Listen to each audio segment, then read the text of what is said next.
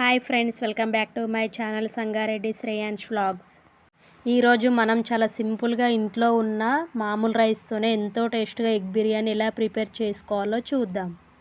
బిర్యానీకి కావలసిన మసాలాలు, గుడ్లు అన్నీ సరైన కొలతల్లో వేసుకుంటే చాలా మంచి ఫ్లేవర్ వస్తుంది. ఇప్పుడైతే బిర్యానీ ఎలా ప్రిపేర్ చేసుకోవాలో చూసేద్దాం. కోసం కావాల్సినవన్నీ ముందుగానే కట్ చేసి అయితే పెట్టుకున్నాను. ఇంకా నేను గుడ్లు అయితే 5 వరకే తీసుకున్నాను. మనం బియ్యం ఎన్ని తీసుకుంటామో వాటికి సరిపోయేంత గుడ్లు అయితే తీసుకోవాలి. నేనైతే 5 వరకే తీసుకున్నాను. వాటిని అయితే మంచిగా ఒకసారి కడుక్కొని నీళ్ళు పోసుకొని ఉప్పు అయితే వేసుకోవాలి.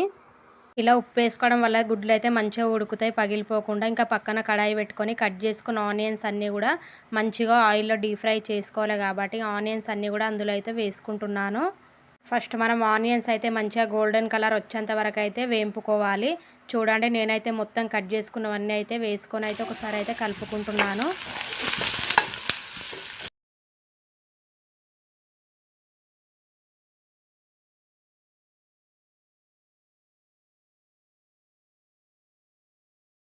ఆనియన్స్ అయితే కలర్ చేంజ్ అయితే కావడానికి అయితే వస్తున్నాయి. ఇంకా పక్కన గుడ్లు అయితే ఉడుకుతున్నవి. గుడ్లను కూడా చాలా పర్ఫెక్ట్గా ఉడకబెట్టుకోవాలి మనం. ఆనియన్స్ అయితే మంచిగా డీప్ ఫ్రై అయిపోయినాయి. చూడండి, మంచిగా గోల్డెన్ కలర్లోకి వచ్చాయి. ఆనియన్స్ అనేది మంచిగా ఇలా కలర్లోకి వచ్చేంత వరకు వేపుకుంటేనే మనం బిర్యానీలో వేసుకున్నప్పుడు కూడా చాలా బాగుంటుంది. ఇంకా నేనైతే వాటిని ఆయిల్ నుండి అయితే సపరేట్ అయితే ఒక ప్లేట్లోకి అయితే వేసుకుంటున్నాను మొత్తం ఆనియన్స్. చూడండి, ఆనియన్స్ అయితే మంచి కలర్లోకి అయితే వచ్చాయి. ఇంకా వాటిని అయితే పక్కన పెట్టేసుకోవాలి. ఇంకా ఉడికించిన గుడ్లను అయితే తీసుకోవాలి. కొంచెం చల్లారే వరకు పక్కన పెట్టుకోవాలి. మనం బియ్యం అయితే ప్రిపేర్ చేసుకోవాలి. మనం రైస్ వండుకునే దానికన్నా ముందు ఒక 30 మినిట్స్ వరకు అయితే బియ్యం అయితే నానబెట్టుకోవాలి. ఎందుకంటే అన్నం అనేది చాలా మంచిగా అవుతుంది కాబట్టి. ఇంకా అందులోకి అన్ని మసాలాలు అయితే వేసుకున్నాను. ఇంకా దానిలోకి కొత్తిమీర, పుదీనా అవన్నీ కూడా యాడ్ చేసుకున్నాను. కట్ చేసిన మిరపకాయలను కూడా వేసుకున్నాను. వేసుకోవాల్సినవన్నీ అయితే వేసుకున్న తర్వాత ఇంకా రుచికి సరిపడేంత వరకు అయితే సాల్ట్ అయితే వేసుకోవాలి. ఇంకా దాన్ని అయితే మనం స్టవ్ పైన పెట్టుకొని అయితే ఉడికించుకోవాలి. ఇలా పెట్టుకున్న తర్వాత గుడ్లను అయితే తీసుకున్నాను. చూడండి, అవి అయితే చల్లగా అయిపోయినవి. ఇంకా నేనైతే వాటిపైన ఉన్న పొట్టు అంతా నీట్గా తీసుకొని ఒక దాంట్లో అయితే ప్లేట్లు అయితే వేసుకున్నాను. ఇంకా వాటికి షాకు తీసుకొని ఇంకా కాట్లు అయితే పెట్టాను. ఎందుకంటే మసాలా అనేది మంచిగా పర్ఫెక్ట్గా గుడ్లలోకి లోపల వరకు పోతుంది కాబట్టి ఈ విధంగా పెట్టుకోవాలి. గుడ్లను వేయించుకోవడానికి కడాయి పెట్టుకొని ఇంకా అందులోనే ఆయిల్ వేసుకొని కొద్దిగా కారము, ఇంకా అందులోకే కొద్దిగా పసుపును కూడా వేసుకోవాలి. పసుపు వేసుకోవడం వల్ల ఎగ్స్ అనేది మంచిగా కలర్గా వస్తాయి. ఇంకా ధనియాల పొడి కూడా వేసుకోవాలి. ఇలా 3 మసాలాలు వేసుకున్న తర్వాత ఒకసారి అయితే కలుపుకోవాలి. ఈ మసాలా అనేది మంచిగా గుడ్డుకి లోపల వరకు పోవాలి కాబట్టి ఇంకా మనం ఎగ్స్ అనేది ఒక్కొక్కటి అయితే వేసుకోవాలి అందులో. చూడండి, ఈ విధంగా నేను 5 గుడ్లను కూడా మొత్తం అందులోనే వేసుకున్నాను. ఇలా వేసుకున్న తర్వాత 2 నిమిషాలు అయితే అట్లనే ఉంచి తర్వాత అయితే కలుపుకోవాలి. చూడండి, మొత్తము ఎగ్స్కి మొత్తం మసాలా అనేది మంచిగా లోపల వరకు పోయేంత వరకు అయితే వాటిని కలుపుతూనే ఉండాలి. గుడ్లకి మసాలా పడితేనే మంచిగా బాగుంటుంది, టేస్ట్ కూడా చాలా బాగుంటుంది మనం బిర్యానీలో వేసుకున్నప్పుడు. ఇంకా వాటిని బాగా అయితే వేపుకోవాలి. ఆయిల్లో చూడండి ఎట్లయితే ఉడుకుతున్నాయో. మొత్తం ఇలా వేగిన తర్వాత అయితే ఒక్కొక్కటి అయితే సపరేట్ అయితే చేసుకోవాలి, తీసుకోవాలి. ఇంకా అందులోకించి ఇంకా నేనైతే ప్లేట్లో అయితే వేసుకుంటున్నాను. అన్ని గుడ్లను అయితే సపరేట్ అయితే చేసుకోవాలి. గుడ్లకైతే మసాలా అయితే చాలా బాగా పట్టింది ఫ్రెండ్స్. చూడండి, మంచిగా లోపల వరకు అయితే వెళ్ళింది. మొత్తం అయితే ప్లేట్లో అయితే తీసుకొని పక్కన అయితే పెట్టుకున్నాను నేను. చూడండి, అన్నం అయితే ఉడుకుతుంది. ఇంకా మనము బిర్యానీ చేసుకునేటప్పుడు రైస్ అనేది మొత్తం కంప్లీట్గా ఉడకబెట్టుకోవద్దు. అది ఒక 70-80% వరకు మాత్రమే ఉడకబెట్టుకోవాలి. అప్పుడే మనకు బిర్యానీ అనేది చాలా పర్ఫెక్ట్గా కూడా వస్తుంది. రైస్ అయితే ఉడికిపోయింది. నేనైతే వాటిని సపరేట్ అయితే చేసుకున్నాను. మొత్తం చూడండి ఎంత బాగా ఉడికింది కదా. నార్మల్గా మంచిగా పొడి పొడిగా బాగా అయింది.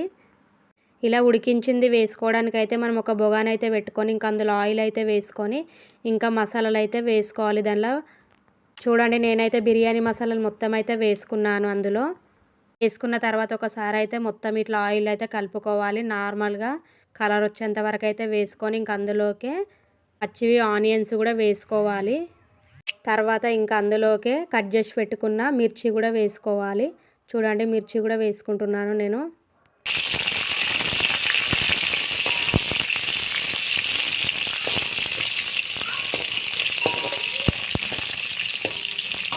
వీటిని ఇంకా నూనెలో అయితే బాగా కలుపుకోవాలి. ఇట్లా ఆయిల్లో కొద్దిసేపు మగ్గనిచ్చుకున్న తర్వాత ఇంకా దానిలోకి అయితే అల్లం వెల్లుల్లి పేస్ట్ని అయితే వేస్తున్నాను. ఇలా అల్లం వెల్లుల్లి పేస్ట్ వేసుకున్న తర్వాత ఇంకా కొద్దిగా పసుపును కూడా వేసుకుంటున్నాను. చూడండి, ఇలా పసుపునైతే వేసుకున్న తర్వాత టేస్ట్‌కి సరిపోయేంత వరకు సాల్ట్ అయితే వేసుకోవాలి. ఎందుకంటే మనం ఉడికించుకున్న అన్నంలో కూడా సాల్ట్ వేసుకున్నాం కాబట్టి చూసుకొని అయితే వేసుకోవాలి. చూడండి, ఒకసారి మొత్తం అయితే ఇట్లా కలుపుకోవాలి.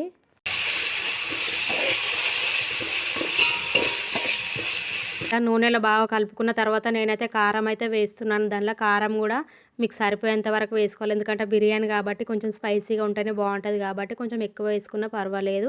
మొత్తం అయితే ఒకసారి ఇట్లా కలుపుకోవాలి.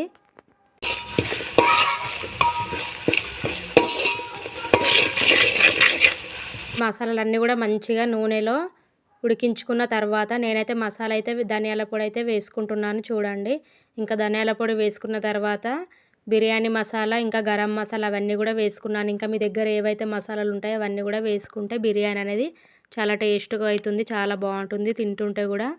అన్నిటిని కూడా 2-3 నిమిషాల వరకు బాగా కలుపుకోవాలి. చూడండి, ఇంకా వాటిని అయితే కొద్దిసేపు అయితే నూనెలో అయితే మగ్గనిచ్చుకోవాలి మంచిగా 2-3 నిమిషాల వరకు అయితే. చూడండి, ఇలా కలుపుతూ ఉండాలి. తర్వాత నేనైతే పెరుగు అయితే ప్రిపేర్ చేసి పెట్టుకున్నా. ఆ పెరుగు అయితే ఇప్పుడు ఇందులో అయితే వేస్తున్నాను. ఇలా పెరుగు వేసుకోవడం వల్ల కూడా బాగుంటుంది కాబట్టి. చూడండి, దాంట్లోనే ఇంకా టమాటాలు కూడా వేసుకొని అయితే మగ్గనిచ్చుకోవాలి. ఇలా మగ్గనిచ్చుకోవాలి. చూడండి, మంచిగా ఉడుకుతూ ఉన్నాయి కదా, అందులోనే మసాలాలన్నీ కూడా ఒక 2-3 నిమిషాలు అయితే మనం మూత అయితే పెట్టేసుకోవాలి. తర్వాత చూడండి ఎంత బాగా అయిందో, మంచిగా దగ్గరికి అయితే వచ్చింది మసాలా అనేది. ఇంకా వాటిపైన కొత్తిమీర పుదీనా అయితే వేసుకోవాలి. ఇంకా మనం ఎగ్స్ని కూడా వేసుకోవాలి.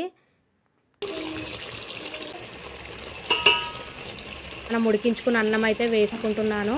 ఒకటేసారి కాకుండా కొద్ది కొద్దిగా అయితే వేసుకోవాలి.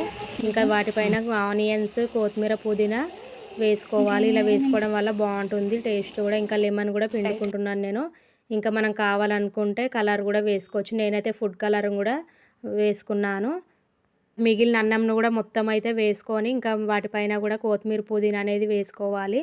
ఇంకా ఫుడ్ కలర్ కూడా వేసుకుంటున్నాను. ఒకసారి ఇలా చేసుకుంటే మళ్ళీ మళ్ళీ ఇదే పద్ధతిలో చేసుకుంటారు. ఫైనల్గా నేనైతే మిగిలిన అన్నం కూడా మొత్తం అయితే వేసుకొని ఇంకా ఫుడ్ కలర్ అయితే వేసుకున్నాను లాస్ట్లో.